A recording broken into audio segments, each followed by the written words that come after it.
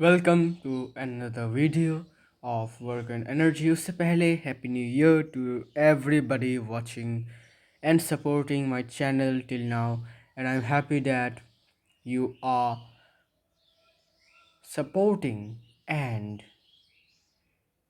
directing my channel. And I'm happy that I'm able to explain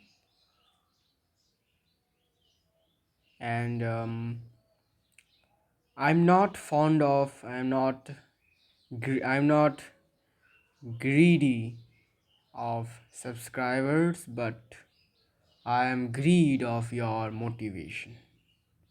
I'm greedy of your motivation, so please help me and please motivate me to upload more videos. And I hope that one day this channel will grow and people will people will support me till the end. And so that's all for today, or you can say that the happy new year, the year 2024, will be the best year for me and my channel. तो इसी के साथ ये video भी हम start करेंगे। तो चलिए, काइनेटिक एनर्जी के साथ आज का वीडियो होगा स्टार्ट। तो काइनेटिक एनर्जी क्या है? वेल, काइनेटिक एनर्जी जो है उसके बारे में ये जो टर्म है काइनेटिक एनर्जी, ये टर्म हमने क्लास 3, 4, 5, 6, 7, 8 में शायद आप लोगों ने सुना हुआ होगा, काइनेटिक और पोटेंशियल एनर्जी के बारे में। वेल, नो मैटर कि इट डजेंट मैटर कि आपको उसका डेफिनेशन पता ना हो, लेकिन आपने जो टर्म है काइनेटिक एनर्जी, पोटेंशियल एनर्जी, इसका ये जो टर्म है आपने ज़रूर सुना होगा। ठीक है, तो आज इस टर्म को हम थॉरली एक्सप्लेन डिस्कस करेंगे, नॉट एक्सप्लेन, डिस्कस करेंगे। तो स्टार्ट करते हैं काइनेटिक एनर्जी के साथ। तो पहले हम डेफिनेशन को देखेंगे, काइनेटिक एनर्जी का डेफिनेशन क्या है, और डे टू डे लाइफ में काइनेटिक एनर्जी हमें कहाँ कहाँ देखने को मिलेगा या फिर मिलता है। So kinetic energy, the energy, the energy possessed by a body by, by virtue by virtue of its motion, by virtue of its motion is called kinetic energy। इसका मतलब ये है कि किसी भी बॉडी के मोशन की वजह से जो एनर्जी उस बॉडी के अंदर पैदा होता है, ठीक है, तो उसे हम बोलते हैं काइनेटिक एनर्जी। मतलब सपोज एक बॉडी मूव कर रहा है, ठीक है, तो अगर वो ऑब्जेक्ट मूव कर रहा है, मतलब अगर वो ऑब्जेक्ट मोशन में है, तो उस बॉडी का जो है, उस बॉडी के अंदर एक एनर्जी जो है वो होता है। क्या एनर्जी? उस एनर्जी का नाम है kinetic energy. Okay, now it is denoted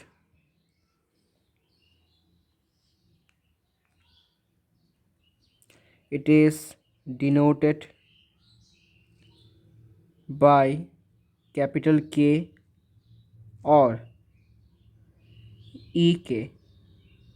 okay, capital के या फिर कैपिटल ई और सबस्क्रिप्ट में के लिखा जाता है।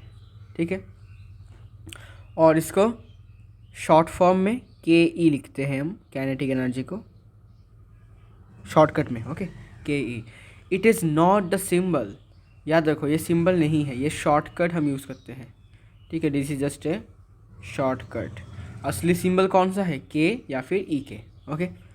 Now what are the examples of kinetic energy? पहला एग्जांपल लिखते हैं, पहला एग्जांपल है मूविंग बुलेट्स।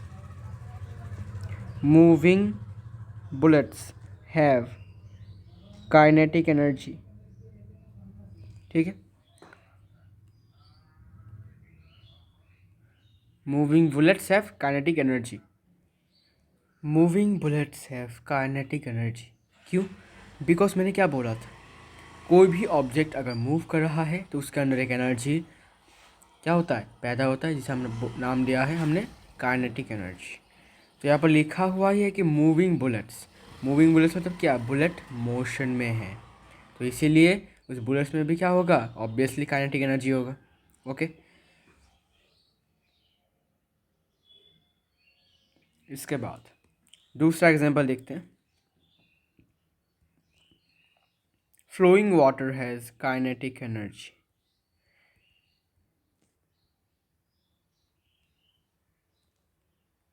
बहती हुई पानी में भी क्या होता है, काइनेटिक एनर्जी होता है।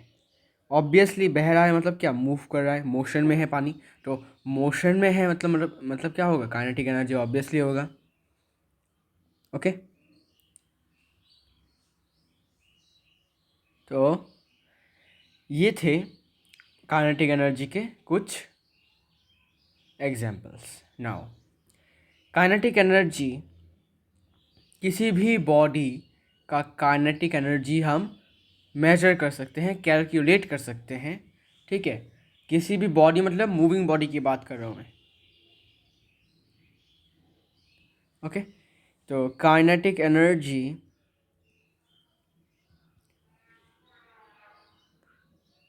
Kinetic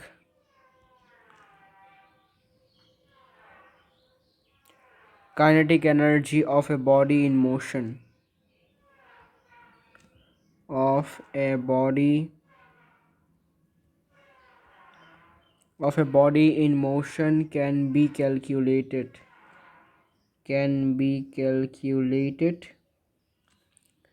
by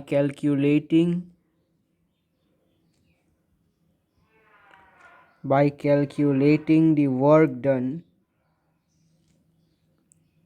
work done in bringing the body in motion from rest.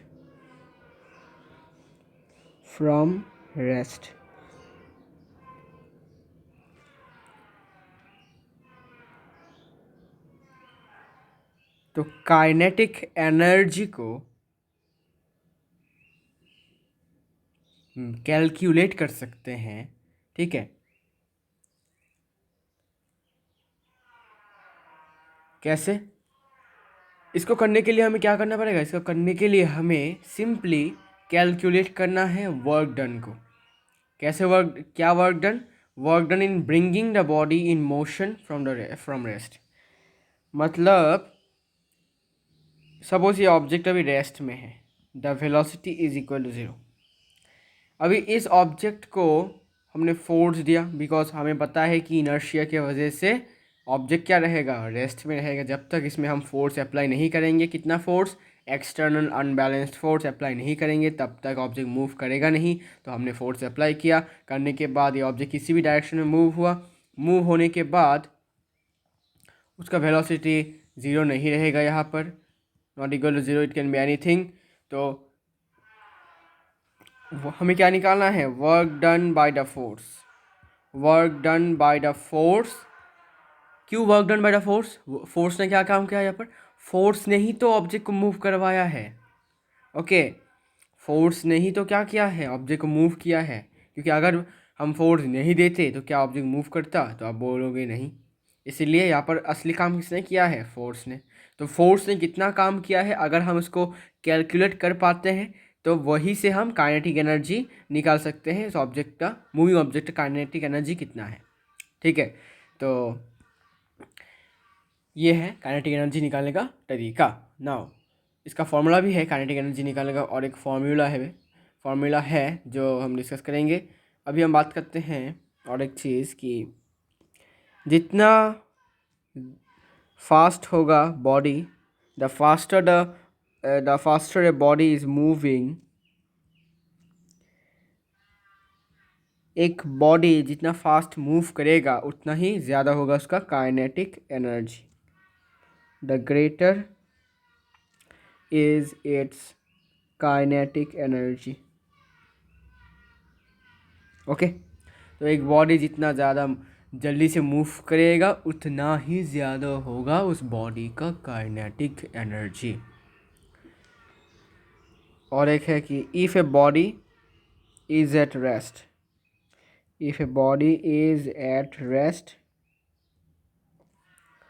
Then its kinetic energy is zero. जाहिर सी बात है, काइनेटिक एनर्जी मतलब जो एनर्जी एक बॉडी को मिलता है, कैसे? जब वो मोशन में होता है।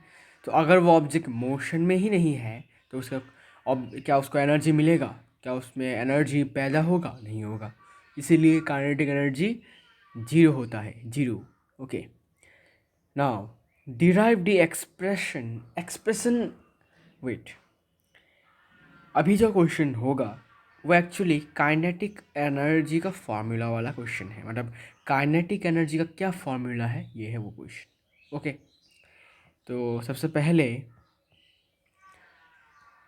we will write derivation of kinetic energy, derivation of the expression, derivation of the expression of kinetic energy, derivation of the expression of kinetic energy of a body.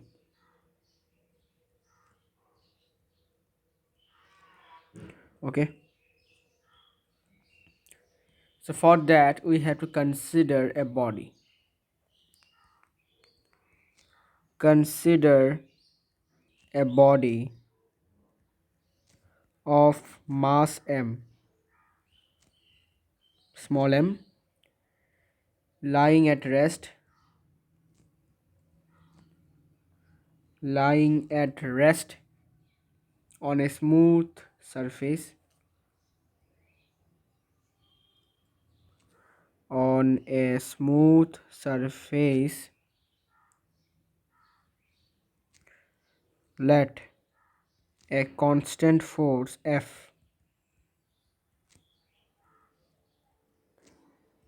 constant force F be acting on a body.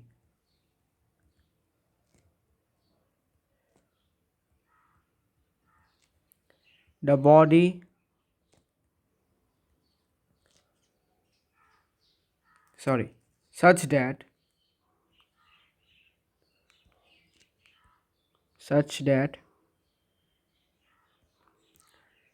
the acceleration produced in the body is small a. Let the body possess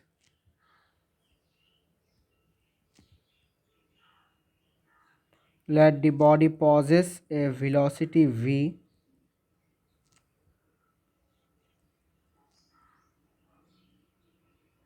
after undergoing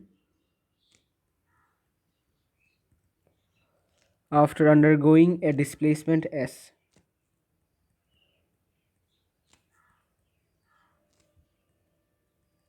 मतलब यहाँ पर क्या बताया गया है?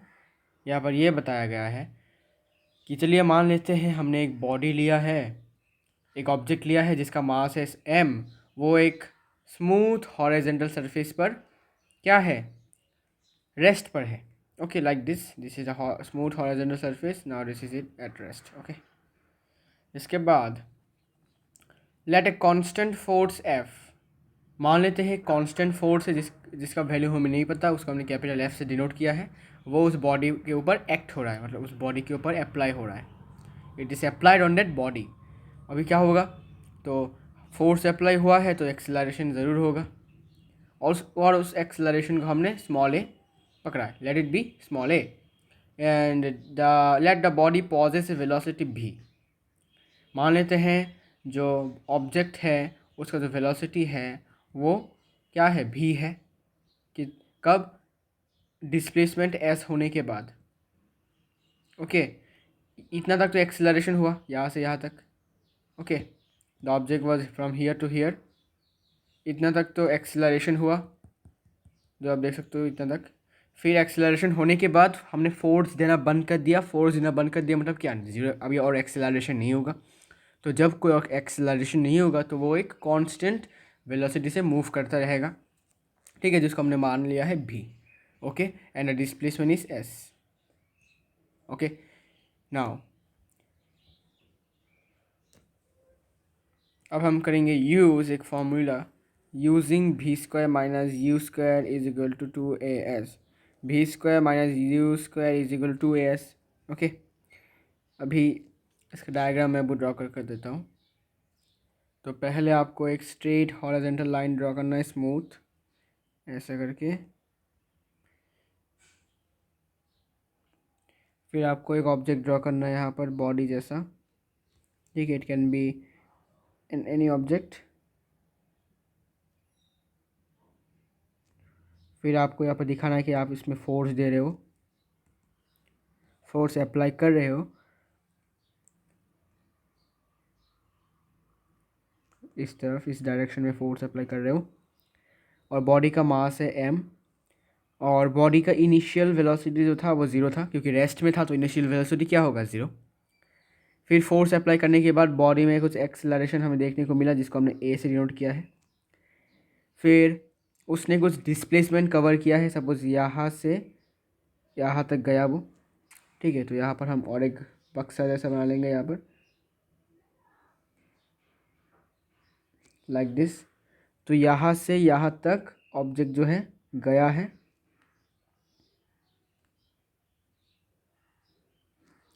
यहाँ से यहाँ तक। ओके, यहाँ से यहाँ तक ऑब्जेक्ट जो है वो गया है, जिसको हमने एस डिनोट करेंगे, डिस्प्लेसमेंट हुआ है उस ऑब्जेक्ट का। फिर यहाँ पर जाकर वेलोसिटी जो है ऑब्जेक्ट का वो बन जाता है भी।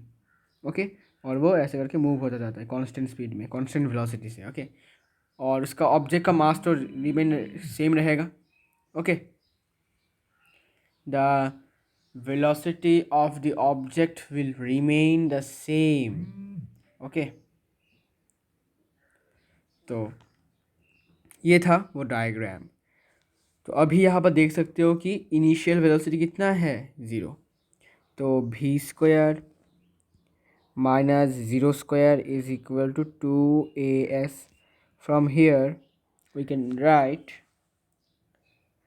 From here we can write v square is equal to 2as, और यहाँ से हम लिखेंगे एस का वैल्यू लिख लेंगे, यहाँ पर होगा 2a, sorry, v square by 2a। Let this be equation 1। Okay,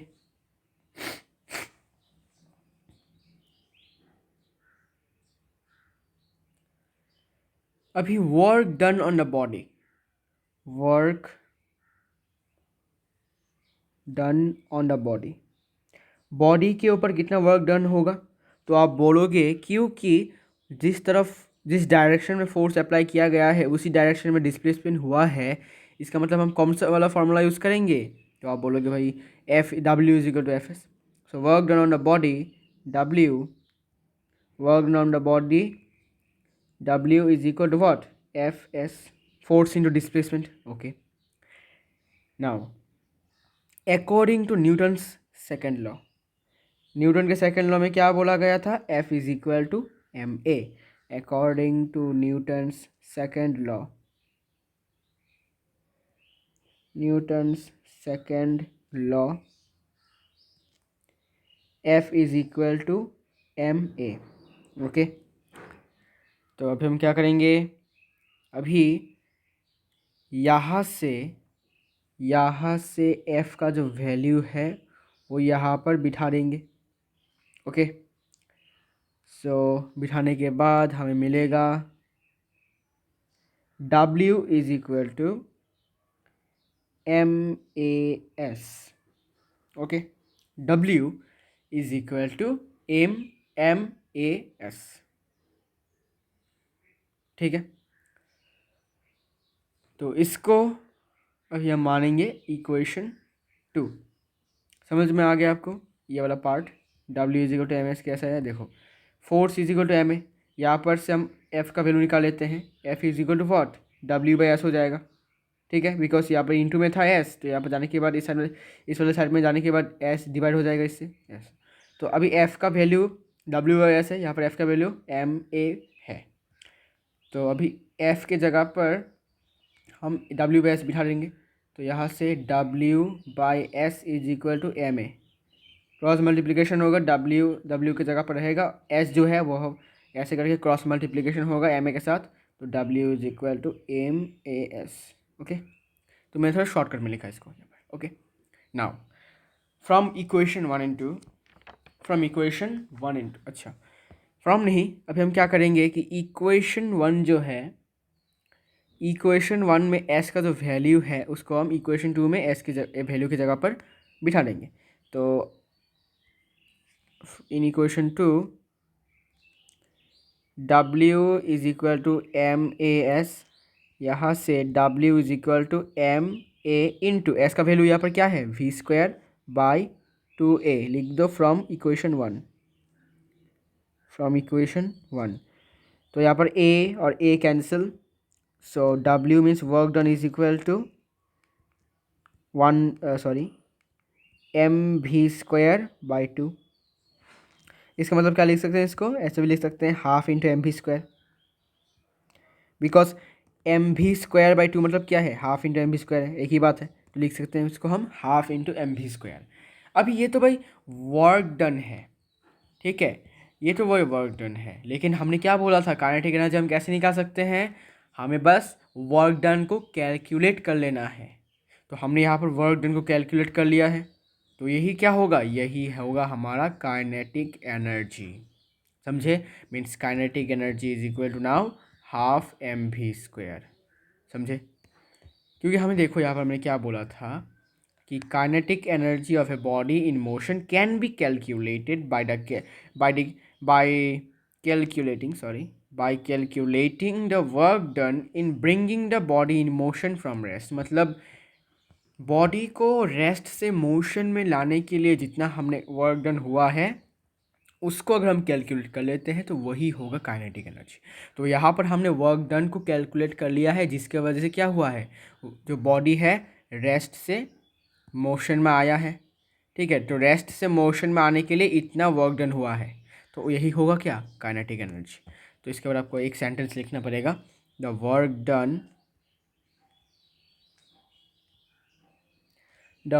done to set the body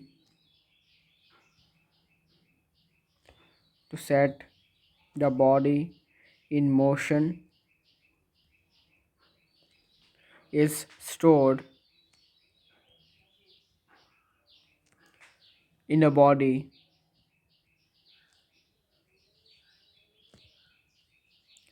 as its kinetic energy. So therefore kinetic energy is equal to half MV²,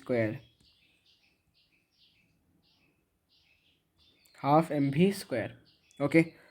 तो यहाँ पर जो सेंटेंस हमने लिखा, the work done to set the body in motion is stored in the body as its kinetic energy, ऐसा हमने क्यों लिखा, बिकॉज जो वर्क डन हुआ है, ठीक है, वर्क डन के वजह से क्या हुआ है, ऑब्जेक्ट जो है वो मोशन में आ पाया है, रेस्ट से मोशन में आ पाया है। तो मोशन में आ पाया है मतलब क्या, और हमें क्या बताया, काइनेटिक एनर्जी मतलब क्या, जब भी एक बॉडी मूव करता है तो उस बॉडी के अंदर धीरे धीरे काइनेटिक एनर्जी पैदा होने लगता है। तो यहाँ पर ऑब्जेक्ट क्या हुआ, मोशन में आ गया है, तो मोशन में आएगा तो उसके अंदर उस बॉडी के अंदर धीरे धीरे क्या होगा, काइनेटिक एनर्जी स्टोर होता रहेगा। ठीक है, तो वही काइनेटिक एनर्जी होगा वो वर्क डन। ओके, तो this is the value of kinetic energy, that is half mv²। और कभी कभी हम ये वाला फार्मूला भी यूज़ कर सकते हैं, वर्क डन का फार्मूला, और एक मिल गया हमें W is equal to half mv²। मतलब अभी तक हमें कितने फार्मूलास मिल चुके हैं वर्क डन के, 3 फार्मूले। क्या क्या अभी बताता हूँ। तो सबसे पहला फार्मूला था कि W is equal to F S, work done का एक फार्मूला मिल चुका है। दूसरा फार्मूला है W is equal to F S cos theta.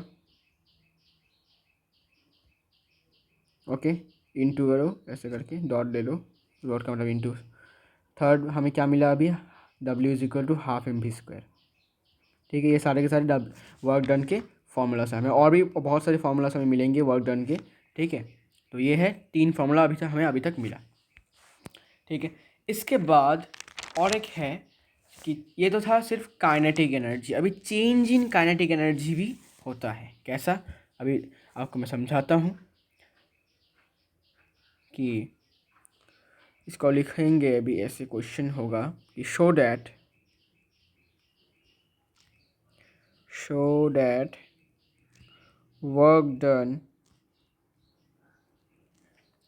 on a body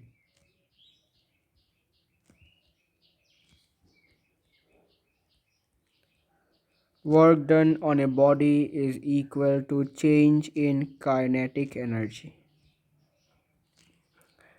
हमें ये प्रूफ करना है किसी भी ऑब्जेक्ट के ऊपर जो वर्क डन होता है, जो काम होता है, वो इक्वल होता है उस ऑब्जेक्ट के काइनेटिक एनर्जी के चेंज में। अभी what do you mean by change in kinetic energy?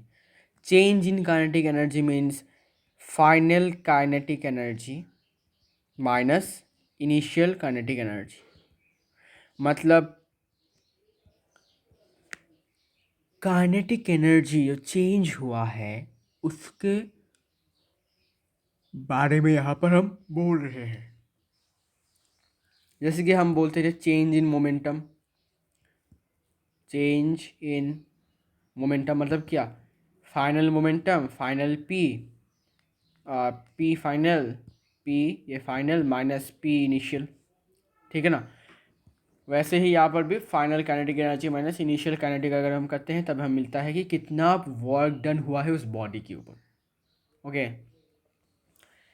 तो इसको भी हम प्रूफ करेंगे अभी। Let us consider a body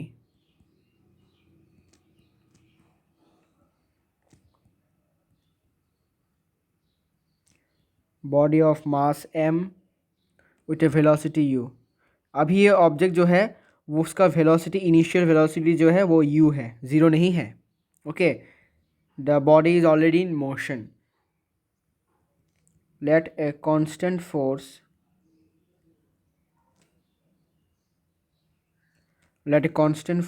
F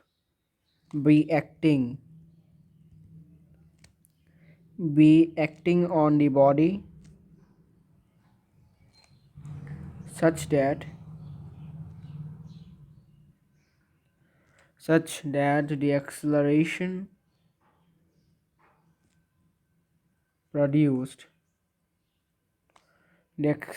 produced in the body is a, small a. Let the body possess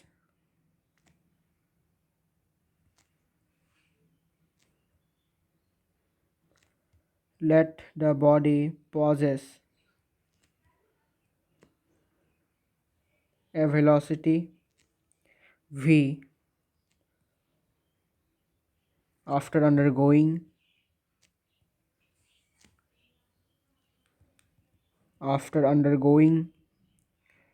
a displacement s।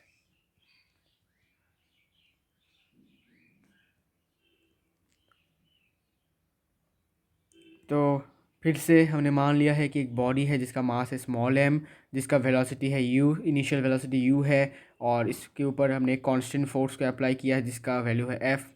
ठीक है, और force apply करने के बाद जो एक्सेलरेशन प्रोड्यूस हुआ बॉडी के ऊपर, बॉडी में, वो हमने स्मॉल ए से डिनोट किया है। और हमने मान लिया है कि एस डिस्प्लेसमेंट कवर करने के बाद बॉडी का वेलोसिटी भी हो गया, क्योंकि एस डिस्प्लेसमेंट कवर करने के बाद बॉडी का वेलोसिटी क्या होगा, यूनिफॉर्म। और इसे कभी कभी वर्क एनर्जी थ्योरम भी बोला जाता है।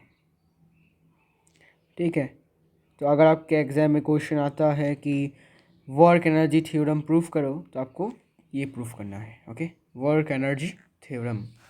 सो now we are going to draw the diagram. एक स्मूथ सरफेस पर ऑब्जेक्ट है। ओके,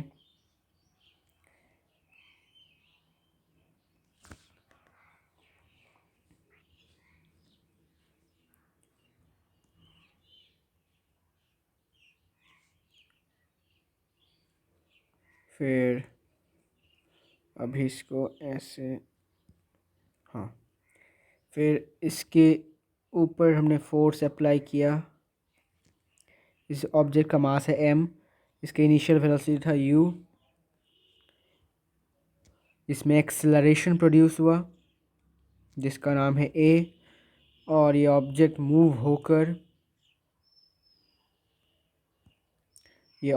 मूव होकर थोड़ा सा डिस्प्लेसमेंट उसने कवर किया। फिर डिस्प्लेसमेंट कवर करने के बाद डिस्प्लेसमेंट होगा इतना s, डिस्प्लेसमेंट होगा s, मास सेम रहेगा और वेलोसिटी हो जाएगा v। ओके, बिकॉज जब तक फोर्स अप्लाई कर रहे थे तब तक हो रहा था एक्सेलरेशन। जब हमने फोर्स अप्लाई करना बंद कर दिया तब क्या होगा, तब वेलोसिटी हो जाएगा कांस्टेंट। तो ये था वो डायग्राम। अभी हम फिर से यूज़ करेंगे v square minus you square is equal to 2as। Using v square minus you square is equal to 2as। From there यहाँ से s का वैल्यू हम निकालेंगे। s का वैल्यू होगा v square minus you square by 2a। इसके बाद इसको हम इक्वेशन 1 लेट करेंगे।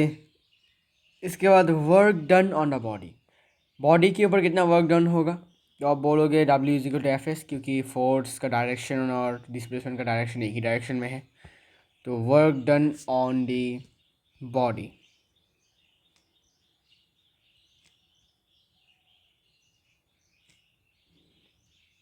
W is equal to F S. और न्यूटन्स के थर्ड लॉ के अनुसार, according to Newton's third law, sorry second law, F is equal to M A. तो फिर से लिखेंगे तो W is equal to MAS, और ये होगा इक्वेशन 2। फिर से इक्वेशन 2 में S का वैल्यू बिठाएंगे, यहाँ से S का वैल्यू बिठाएंगे। So W equal to MAS, from here W is equal to MA into v square minus you square by 2a, a cancel from equation 1।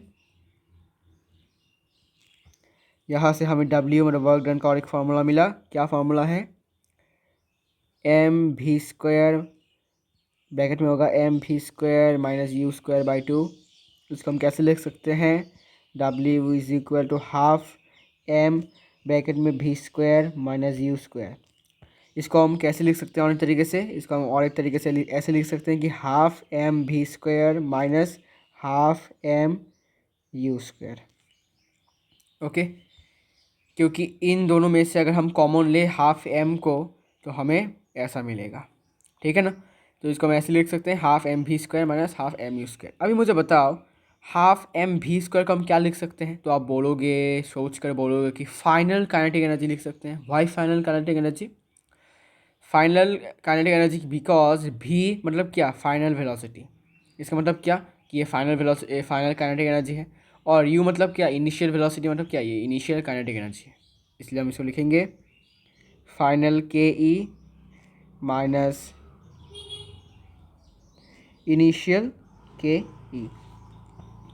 और फाइनल के ई और इनिशियल के ई को हम माइनस इनिशियल के ई को हम और एक वर्ड में क्या लिखते हैं, चेंज इन काइनेटिक एनर्जी। मतलब delta K E. Okay, change in kinetic energy. तो हमें वर्क डन का और एक फॉर्मूला मिल चुका है गाइस। वो क्या है? Half M B square minus half M U square. ये है वर्क डन का चौथा फॉर्मूला। ठीक है, अभी हमें क्या लिखना है? अभी हमें ये लिखना है कि hence proved. Okay, hence prove लिखना ज़रूरी है। हैंस प्रूव्ड, तो हमने ये प्रूफ कर लिया कि work done on a body is actually equal to the change in kinetic energy. Okay, कि काइनेटिक एनर्जी का चेंज होने से ही वर्क डन, मतलब काइनेटिक एनर्जी का जो चेंज है वो वर्क डन के साथ इक्वल है। मतलब वर्क डन मतलब क्या? बॉडी के ऊपर जो काम हुआ है, जो वर्क हुआ है, वो इक्वल है change in kinetic energy of that body. Okay, so now this is the end of this video. तो हमें वर्क डन का चौथा फॉर्मूला भी मिल चुका है। Fourth formula, work done is equal to half M v square minus half m u square. Okay, so see you in the next video with the new topic, that is, sorry, new term, potential energy.